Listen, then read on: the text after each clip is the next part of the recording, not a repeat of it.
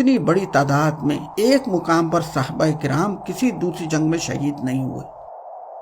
اے مدینہ سے محبت رکھنے والوں سنو، مسجد نبوی سے متصل ایک محلہ تھا جس میں بنو نجار کا خاندان رہتا تھا۔ اسی خاندان میں ایک عظیم خاتون ام عمارہ رضی اللہ تعالی عنہا تھی، جن کے دو بیٹے تھے، عبداللہ اور حبیب رضوان اللہ علیہم اجمعین۔ ام عمارہ کو رسول اللہ صلی اللہ علیہ وآلہ وسلم سے بڑی محبت تھی۔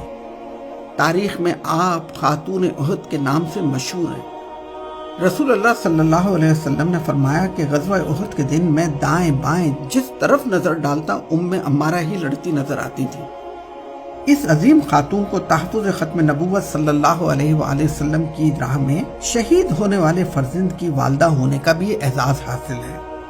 ان کے بیٹے حبیب بن زید عمان سے مدینہ واپس جا رہے تھے کہ یمامہ کے قریب جھوٹے نبی ملعون مسیلمہ کذاب نے پکڑ لیا۔ مسیلمہ کذاب گرفتار حبیب بن زید کے جسم کا ایک ایک حصہ کاٹتا جاتا، کہے لگاتا اور پوچھتا جاتا تھا کہ کیا اب تصدیق کرتے ہو کہ مسیلمہ اللہ کا رسول ہے؟ آپ رضی اللہ تعالیٰ عنہ کا ایک ہی جواب ہوتا تھا کہ محمد صلی اللہ علیہ وسلم اللہ کے آخری رسول ہیں۔ اسی تشدد کے دوران حبیب بن زید کی شہادت ہو گئی۔ آپ قیامت تک ختم نبوت صلی اللہ علیہ وسلم کی راہ میں قربانیاں دینے والوں کے لیے مثال بن گئے۔ ام عمارہ نے اپنے بیٹی کی شہادت کا سنا تو اللہ کا شکر ادا کیا۔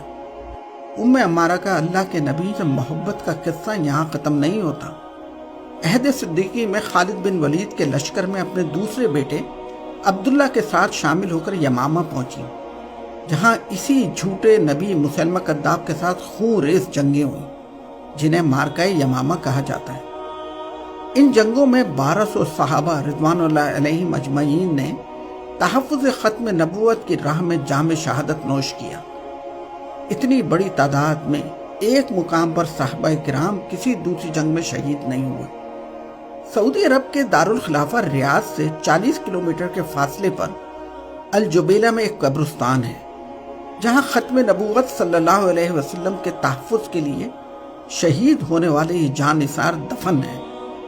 رسول اللہ سے محبت رکھنے والوں ذرا غور سے سنو، ام عمارہ، بیٹا عبداللہ اور وحشی بن حرب رضوان اللہ علیہم اجمعین جنگ یمامہ کے دوران اس جھوٹے نبی کو تلاش کرتے کرتے قریب پہنچ گئے اور ایک ساتھ وار کیا، لیکن وحشی کی برچھی نے اس ملعون کو جہنم واصل کر دیا۔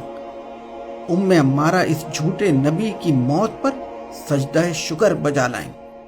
اسی جنگ میں ام عمارہ کا ایک ہاتھ گہرے زخم سے شہید ہو گیا۔ خالد بن ولید نے ان کا بڑے خلوص سے علاج کیا۔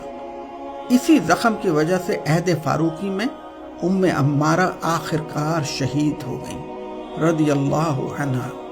اے مدینہ جانے والے مسافروں، عہد کرو کہ تم رسول اللہ صلی اللہ علیہ وآلہ وسلم کو آخری نبی مانو گے اور دنیا سے منواؤ گے۔ اپنے بچوں کو بتاؤ گے کہ محمد صلی اللہ علیہ وسلم اللہ کے آخری نبی ہیں اور اب کوئی نبی نہیں آئے گا۔ اللہم صلی علی